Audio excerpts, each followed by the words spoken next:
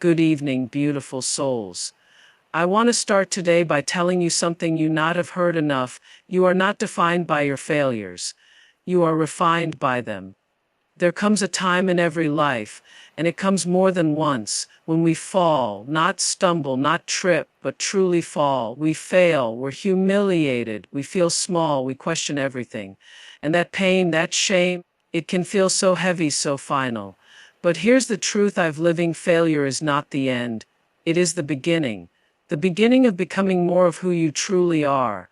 See, failure strips away all the noise. It strips away people who never believed in you. It strips away comfort. It even strips away the ego, and what's left? You. The real you. The one that can rise, the one that can endure, the one who was born not to break, but to build, again and again if necessary. The world might tell you that failing means you weren't good enough, that it's a sign to quit, but I'm here to tell you, failure is not your enemy.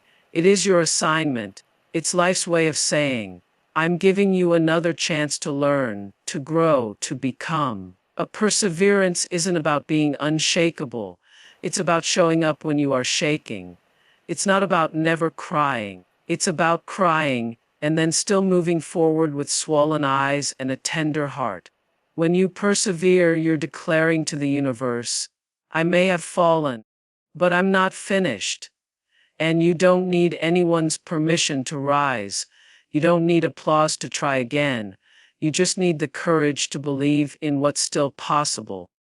Even when everything says it's over, I've walked through storms that almost broke me. But the miracle is not that I survived. It's that I chose to keep walking. So today I'm inviting you to choose again, to choose hope, to choose grit, to choose the deep knowing that what you are moving through is shaping you for what you've been praying for. You don't need to be perfect. You just need to be persistent. Because when you embrace failure, you invite wisdom. And when you hold on through the hard parts, you awaken the greatness that was planted in you all along. Keep walking, keep believing, keep becoming. Each failure is a doorway to self-discovery and transformation, not a finish line. That truth, once fully accepted, becomes a foundation for personal freedom. Too often we are taught to fear failure as if it's a final stamp on our identity, as if the moments we don't succeed somehow mean we are not enough. But failure doesn't define you, it refines you. It peels back the surface and reveals who you truly are beneath the titles, expectations, and applause. It shows you what you're made of. And sometimes, it shows you what you were never meant to hold on to in the first place. When you encounter failure, the initial reaction might be shame or regret. You might ask, why me? Or, what did I do wrong? But the better question is, what am I meant to learn? See, life is not interested in keeping you comfortable. Life is interested in making you complete. And failure, more than any success ever could, delivers the truth that success often hides. It reveals cracks in your foundation so you can rebuild stronger. It challenges your motives so you can realign your values. It forces you to examine your vision and ask, was that dream really mine? Or was I chasing someone else's approval? The people who rise above failure are not the ones who never fall. They are the ones who decide that falling is part of the process, not the end of the path. They allow themselves to feel the weight of disappointment, but they do not allow it to anchor them in defeat. They know that a dream delayed is not a dream denied, that a rejection might simply be redirection, and that failure is not the opposite of success. It is the very soil where success grows its roots. There is something sacred about hitting a wall, because when you have nowhere else to go, you are forced to look within. And what you find there, your resilience, your courage, your voice, that is what will carry you forward, not the resume, not the accolades, but the grit you discover when everything else has been stripped away. Every time you fail, you are given two choices. You can either shrink in shame, or you can rise in awareness. You can bury your hopes under the rubble of disappointment, or you can dig deeper and uncover a new layer of your strength. And the more times you do this, the more powerful you become. not because you're perfect, but because you're present, you're learning, and you're growing. You'll notice something else, too. The world starts to shift around you when you stop fearing failure. You become braver. You take risks not because you're sure you'll succeed, but because you've learned that failure won't destroy you. In fact, it may be the very thing that saves you from small thinking, from safe living, from staying stuck in a life that doesn't fit who you truly are. So the next time you stumble, fall, or lose your way, remember this: you're not being punished, you're being invited into growth, into transformation, into truth. The fall is not the end, it is the doorway. And the choice to walk through it, even when it hurts, even when you're afraid, is the beginning of something far more powerful than perfection. It is the beginning of you. You are valuable even when you lose, even when you fall. Your worth is not measured by your wins, titles, achievements, or how perfectly you perform. That truth may be hard to grasp in a world that constantly demands results, rewards outcomes, and praises only the polished versions of people. But underneath all that noise is a deeper truth. You are worthy because you exist, not because you achieve. There's something profoundly liberating about realizing that your worth was never up for debate. You weren't born to prove yourself, you were born to express the unique essence of who you are. Somewhere along the way, though, most of us were taught to link our value to our victories. We were told to get the grades, win the race, land the job, earn the applause, because only then would we be seen as successful. Only then would be enough. But that belief is a trap, because if your value rises and falls with your achievements, you'll live in constant fear of failing. You'll measure yourself with a ruler that was never made for the soul. The truth is, losing doesn't diminish you. It doesn't chip away at your value. It simply gives you an opportunity to pause and reflect. It's a moment to sit in stillness and ask, am I doing this for love or approval? Am I chasing a version of success that belongs to someone else? And those questions are gifts, gifts that only failure can give. Because when things go smoothly, we rarely stop to evaluate. It's when things fall apart that we finally look inward and reconnect with who we truly are. Even when you fall short, when your efforts don't yield the results you hoped for, when others overlook you or judge you, you are still enough, still whole, still powerful. Your spirit doesn't shrink because of a setback. If anything, it expands. Because it's in those moments that your self-worth is tested and proven. You discover that the light within you isn't dependent on circumstance. It shines regardless of the outcome. In this culture of winning, it's easy to lose sight of what matters most. But let me say this plainly, there is nothing more powerful than a person who knows their worth apart from their performance. That person becomes unshakable because they don't crumble when they're criticized. They don't fall apart when they fail. They don't compromise themselves just to gain acceptance. They walk into rooms differently. They lead with authenticity. They take risks not because they're certain of success, but because they're no longer afraid of failing. And here's the thing: when you truly understand your worth, everything around you begins to shift. You stop begging for permission, needing constant validation. You stop molding yourself into someone else's version of who you should be.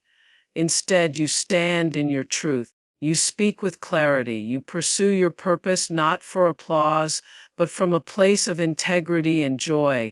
It's okay to feel disappointment when things don't go your way. It's human, but never let that disappointment grow into a belief that you are somehow less because of it. The moment tie your identity to the outcome, you rob yourself of the freedom to grow, to evolve, to simply be. Think about a baby learning to walk. No one looks at that child stumbling and says, "You're a failure." We cheer them on. We say, "You're learning." That same grace is available to you. You are still learning. You are still becoming. And your value does not expire with your mistakes. In fact, those mistakes are sacred. They are part of your becoming. Let's normalize something right now: failing and still feeling worthy. not being chosen and still choosing yourself, not getting the outcome you wanted and still walking with your head high. That is true power. That is healing. That is growth. So if you've been doubting your value because of something that didn't work out, breathe. Come back to the truth. You are not your outcomes. You're not your past. You are not your failures. You are a whole, worthy, radiant being. Nothing you do or don't do can change that. You are enough. Always were. Still are. Always will be. It's easy to think of strength as something loud, something that roars, something that conquers, something that never bends. But real perseverance is quieter. It's the kind of strength that shows up when no one's watching. It's the decision to keep moving forward even when your heart is heavy, even when your knees tremble, even when everything in you wants to give up. Perseverance is sacred because it's born in silence, in struggle, in the small choices you make every day to not let go of your purpose. Life is not always about bold leaps. Sometimes it's about soft, faithful steps, steps taken in the dark, steps taken with no guarantee. Perseverance isn't the absence of fear or doubt. It's choosing to keep walking with them beside you. It's waking up with tears in your eyes and still showing up. It's hearing a no for the fifth time and still daring to believe in the yes that hasn't come yet. That kind of persistence comes from a place deeper than ambition. It comes from spirit, from soil, from knowing that what you're moving toward is bigger than your momentary struggle. When people talk about chasing dreams, they often show you the highlight reel, the smiles, the wins, the moments of glory. But behind every success story is 1,000 silent days of perseverance. The nights spent alone trying again, the days when nothing makes sense but you keep showing up anyway. That's where the transformation happens. Not in the applause, but in the quiet. You may not feel strong while you're persevering. In fact, most days you may feel exhausted, discouraged, or uncertain. But that's the paradox. Perseverance doesn't feel powerful, yet it is. Every step you take when it would be easier to quit adds to your strength. Every time you say, "I'm not giving up," even when the voices in your head are screaming, "You should," you're growing into someone more resilient, more courageous, more aligned with your true self. What you endure doesn't make you weak. It makes you wise. It gives you compassion for others who are struggling. It helps you understand that success isn't just about reaching a destination, but about who you become on the journey. That's the sacredness of perseverance. It doesn't just carry you forward. It transforms you while you walk. In a world that glorifies speed, perseverance invites slowness. It reminds you that your timing is your own, that your process doesn't have to look like anyone else's. Some people may run ahead, and that's okay. Your path is yours. And if it takes you longer, if your steps are smaller, if your progress is quiet, it's still progress. It's still divine. There will be moments when the voice inside you grows faint, when your confidence feels buried. In those moments, return to your why.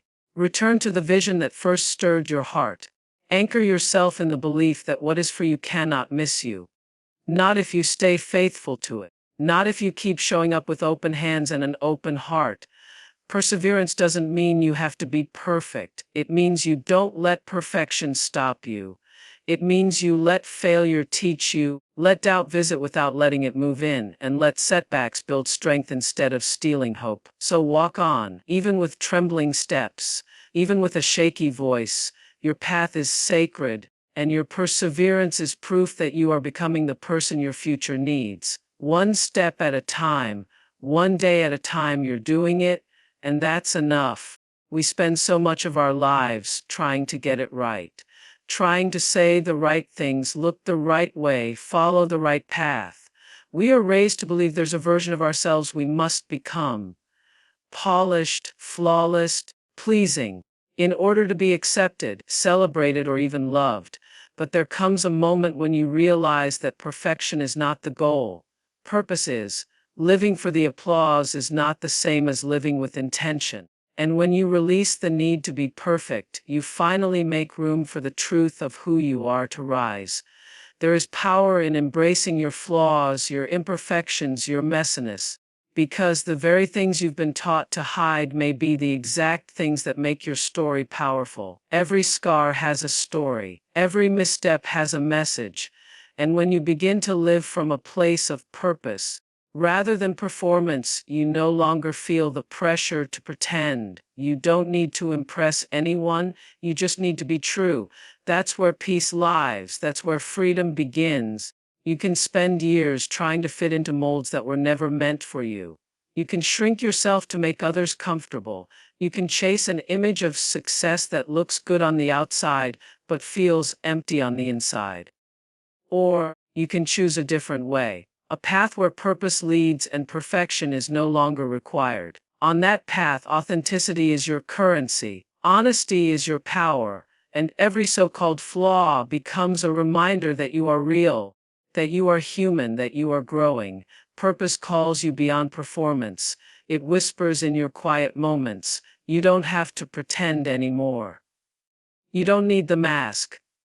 You don't need the approval of the world. You just need the courage to be seen, fully, deeply, unapologetically. Because when you live from your purpose, you realize that your worth isn't in what you do perfectly. It's in how you show up. Honestly, wholeheartedly, and with intention. People are drawn not to perfection, but to truth. Think about it. The stories that move us most are not about flawless victories. They are about struggle, about overcoming, about someone standing up again and again despite the odds. We don't connect through each other's masks. We connect through our humanity. When you share your real journey, when you show up with your wounds and wisdom together, you become a light for others who are also trying to find their way. Living from purpose means you no longer let mistakes define you. You let them teach you. You no longer chase someone else's idea of success. You create your own definition.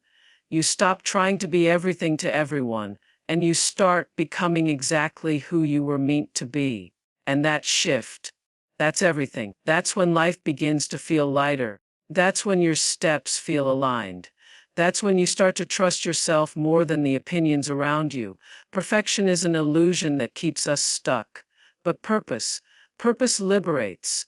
It lets you breathe. It allows you to rest in the truth that being fully yourself is not only enough, it's exactly what the world needs. Your purpose doesn't require you to have it all figured out. It only asks that you stay open, stay grounded, and stay faithful to what feels real and right in your soul. So release the pressure, let go of the masks, step into your story, your whole story, because it's not about being perfect. It's about being present. It's about being real. It's about walking in your truth and trusting that it's more than enough to light the way forward. There is a voice inside you that doesn't shout. It doesn't demand your attention like the world does. It whispers, softly, steadily, quietly calling you back to yourself. That voice is your truth.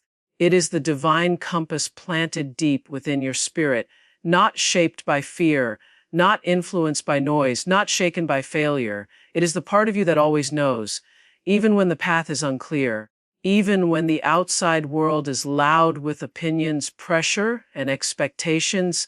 That inner voice remains waiting for you to listen. We live in a time where everything around us tells us what to be. Social media tells us what success should look like. Society tells us how fast we should move, what goals to chase, and how we should appear while doing it all. And in the middle of all that noise, it's easy to lose sight of ourselves. It's easy to confuse our worth with our productivity. It's easy to silence our own instincts in favor of fitting in. But the truth is, your greatest guidance doesn't come from the outside. It comes from within. That quiet voice is the one that knows when something doesn't feel right, even when it looks good on paper. It knows when you're forcing a path that isn't yours, when you're chasing approval instead of peace, when you're saying yes to things that drain your spirit. And though it may not always make sense to others, it doesn't need to. Because it was not meant for them, it was meant for you. Your job is not to explain your inner knowing to everyone. It is to trust it, follow it, and honor it. Sometimes we ignore that voice because we fear what it might ask of us. It might tell us to walk away from something we've built.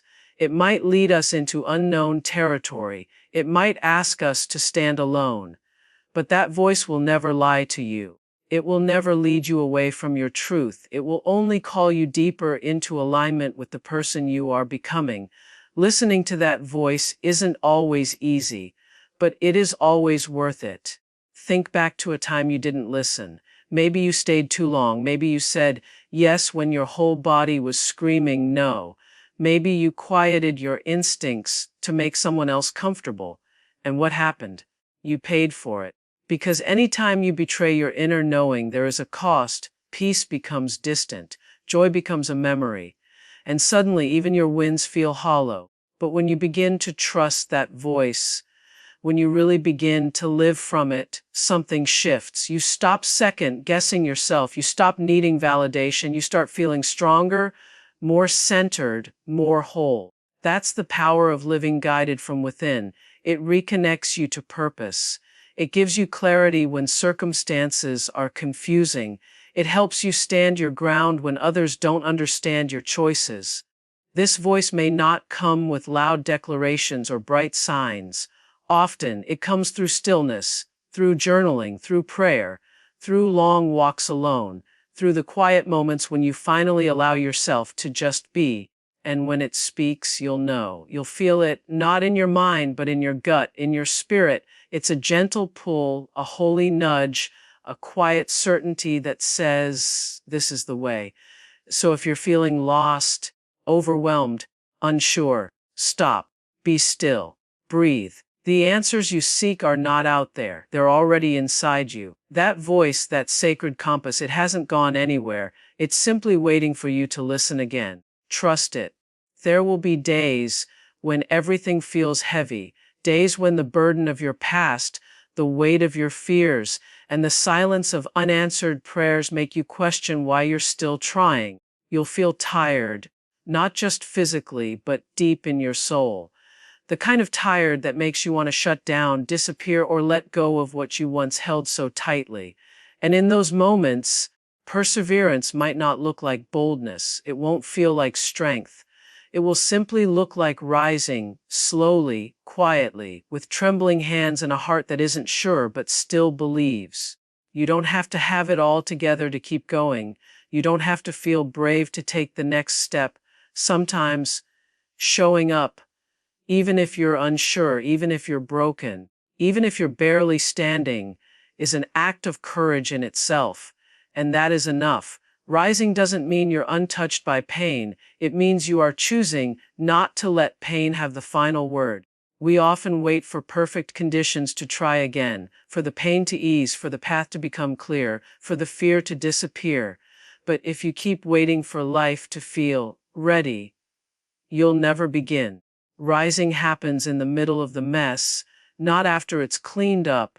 It happens when you stand up with swollen eyes, with doubts circling your thoughts, with no promise of applause, only the quiet truth inside that whispers, you're not done yet. This world teaches us that resilience must be big and visible, loud comebacks, public victories, triumphant wins. But the truest kind of strength is often invisible. It's the decision to rise when no one sees you, to believe in something better, even when everything around you tells you to settle. That kind of perseverance is holy. It's sacred. It's powerful beyond measure. You might look at others and think they have something you don't, more clarity, more confidence, more certainty. But the truth is, most of us are walking forward afraid. Most of us are carrying wounds, regrets, and unanswered questions. What separates those who keep going isn't that they have it figured out, it's that they choose to rise anyway. They choose to try again, to keep showing up to the work, the calling, the healing, even when it's hard. Rising isn't about having all the answers. It's about honoring the next right step. It's trusting that healing can happen while you're still hurting. That progress can be made even when you're tired. That light can still come, even after long nights. You don't have to wait until you feel ready. You only have to be willing. And let this truth settle in your heart: there is no weakness in falling. The only tragedy is in deciding never to get back up. But every time you rise, you rewrite the story, you reclaim your power, you remind yourself and the world that you are still here, still breathing, still becoming. So rise, with the tears, with the questions, with the bruises.